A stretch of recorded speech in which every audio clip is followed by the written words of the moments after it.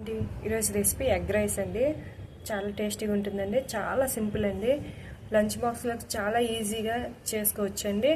మీకు ఎవరికైనా నచ్చినట్లయితే ట్రై చేయండి. ఓకే, రెసిపీలోకి వెళ్ళిపోతాం. చాలా బాగుంటుందండి ఎగ్ రైస్ మాత్రం. కంపల్సరీ ట్రై చేయండి. ఓకే, వీడియో అనేది లాస్ట్ వరకు చూడడానికి ట్రై చేయండి. ముందుగా కడాయి పెట్టుకొని ఆయిల్ యాడ్ చేసుకుంటున్నానండి. ఆయిల్ 3 స్పూన్స్ యాడ్ చేసుకొని కొంచెం హీట్ అయ్యాక ఎగ్స్ బ్రేక్ చేసుకోవాలండి.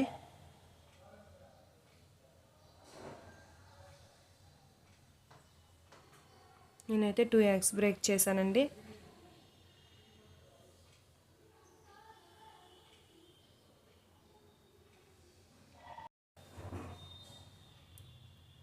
కొంచెంగా ఎగ్స్ అనేవి మిక్స్ చేసుకోండి, అలా తిప్పుకుంటూ.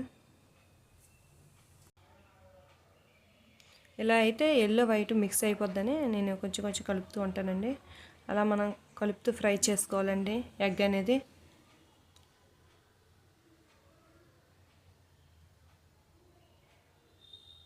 కొంచెం పసుపు యాడ్ చేస్తున్నానండి. పసుపు యాడ్ చేయడం వల్ల ఎగ్ ఫ్రై అయ్యేటప్పుడు పసుపు యాడ్ చేయడం వల్ల ఎగ్ నీసు వాసన అనేది తగ్గుతుందండి.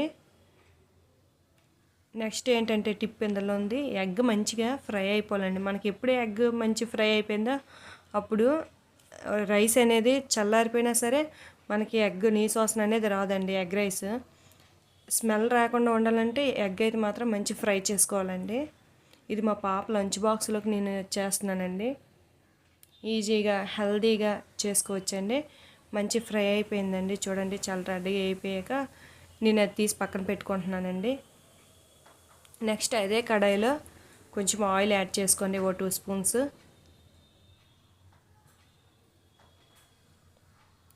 ఆనియన్స్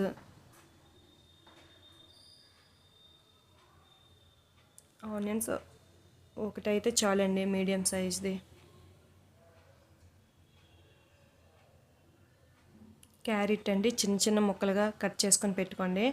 ఇవన్నీ హై ఫ్లేమ్లో 2 మినిట్స్ ఫ్రై అయితే చాలండి. ఎక్కువగా ఫ్రై అవ్వాల్సిన అవసరం లేదండి.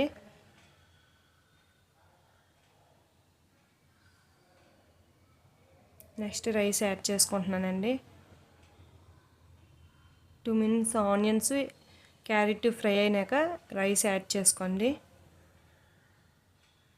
మనం ఫ్రై చేసుకున్న ఎగ్ కూడా యాడ్ చేస్తున్నానండి ఇప్పుడే నేను.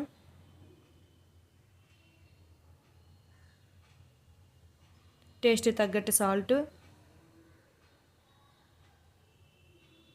కొంచెం పసుపు, కారం,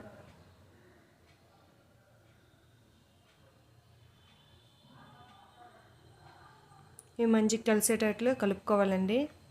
హై ఫ్లేమ్లో పెట్టుకొని కలుపుకోవడం వల్ల మనకి ఎగ్ రైస్ అనేది మంచి టేస్ట్ వస్తుందండి.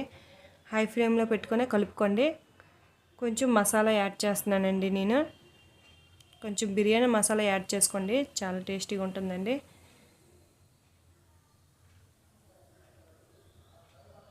హై ఫ్లేమ్లో పెట్టుకొని కలుపుకోవాలండి, గుర్తుపెట్టుకోండి. మనకు మంచి టేస్ట్ వస్తుందండి ఎగ్ రైస్ అనేది. చూడండి, చూపిస్తున్నాను. ఎగ్ ఆల్మోస్ట్ మొత్తం మిక్స్ అయిపోయిందండి. లాస్ట్లో కొంచెం నిమ్మ చెక్క పిండుకోండి.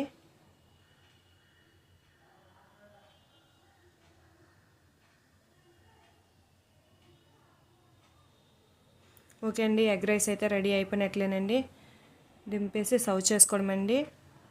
చూడండి, ఎంతో టేస్టీ అయిన ఎగ్ రైస్ రెడీ అయిపోయిందండి. Thank you for watching.